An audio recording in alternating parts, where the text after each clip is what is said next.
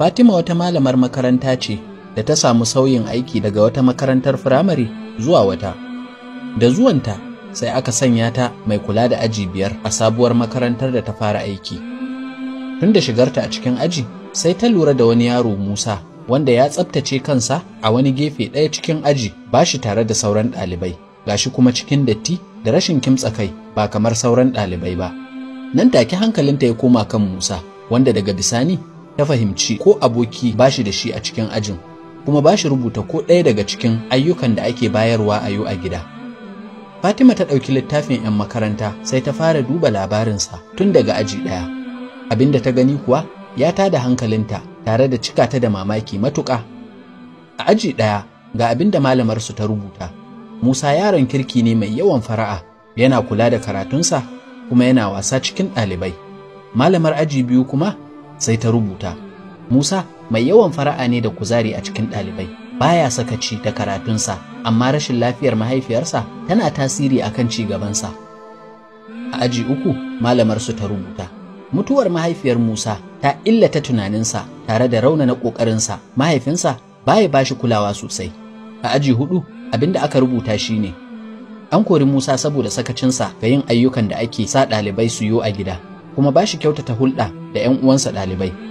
Yanzu dai malama Fatima ta gano inda matsalar wannan yaro ta samu asali, kuma ta yanke shawarar za ta taimaka masa don ya fita daga wannan hali da yake ciki.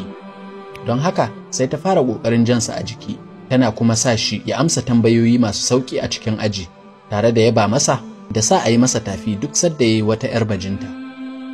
Haka kuma takan kira shi ofishinta ta ɗan yi masa wasa da dariya, tare da ƙarfafa shi ga yin assignment da kuma ba shi wasu 'yan kuɗi da yake buƙata. A ƙarshen shekara duk ɗalibai sun zo da kyaututtuka masu ƙayatarwa don su gabatar ma malamarsu, sun nannaɗe su a cikin ledoji, takardu masu ƙyalƙyali. Musa kam sai ya zo da tasa kyautar a wata tsohuwar jarida, ɗalibai suna ta yi masa dariya. Malama Fatima ta buɗe kyautar Musa a cikin aji, sai ta tarar da wata kwalbar turare wadda aka fara amfani da ita, da kuma wata 'yar sarƙa wadda ba cikakkiya ba. Sai ta ɗauko sarƙar nan take ta sanya, ta ce, kai, amma wannan sarƙa ta burge ni, ku duba ku gani, ba ta yi min kyau ba? Duk 'yan ajinta suka ce, ta yi maki kyau anti. A yayin da kuma gaba ɗaya hankalinsu sai ya koma kan Musa, suna ta kallonsa, shi kuma yana cike da farin ciki. Sannan ta fesa wannan turare, duk sai aji ya cika da ƙamshi. Da aka tashi karatu sai Musa ya yi zamansa a cikin aji har sai da ya tabbatar duk yara sun tafi. Sannan ya shiga ofishin malama Fatima ya gaida ta, ya ce mata, anti, yau kina ƙamshi irin na mamata. Bayan fitarsa malama Fatima ta kulle ofis, ta yi ta kuka kamar ranta zai fita saboda tausayin wannan yaro. A shekara mai zuwa Musa ya yi aike ma malama Fatima da wasiƙa wadda a cikinta yake cewa, anti, duk ke kika fi kowa kirki a cikin malamaina. Bayan shekaru 6 malama Fatima ta sake samun wata wasiƙa daga Musa, yana sanar da ita cewa ya gama sakandare kuma shine yayi na 1 a ajinsu. Bayan wasu shekaru 8 malama Fatima ta samu wata wasiƙa daga Dr. Musa, yana sanar da ita cewa yanzu ya zama cikakken likita kuma ba zai manta alherinta a gare shi ba har abada.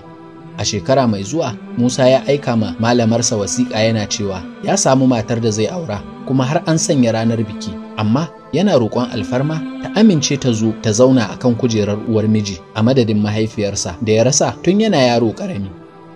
Abin ban sha'awa da tausayi wanda ya kiɗima Musa tare da sashi cikin wani irin farin ciki marar lissafuwa shine yadda malama Fatima ta ɗauko tsohuwar sarƙar nan ta mahaifiyarsa ta sa a ranar bukin, kuma ta feshe jikinta da sauran turaren nan da take ta ajiya tun wancan lokaci. A yanzu Musa ba shi da wata uwa wadda yake gadara da ita kuma yake shawara da ita game da al'amuran rayuwarsa kamar malamarsa. A kullum kuma in ta zo gidansa sai ya ji kamar uwar cikinsa ce ta zo.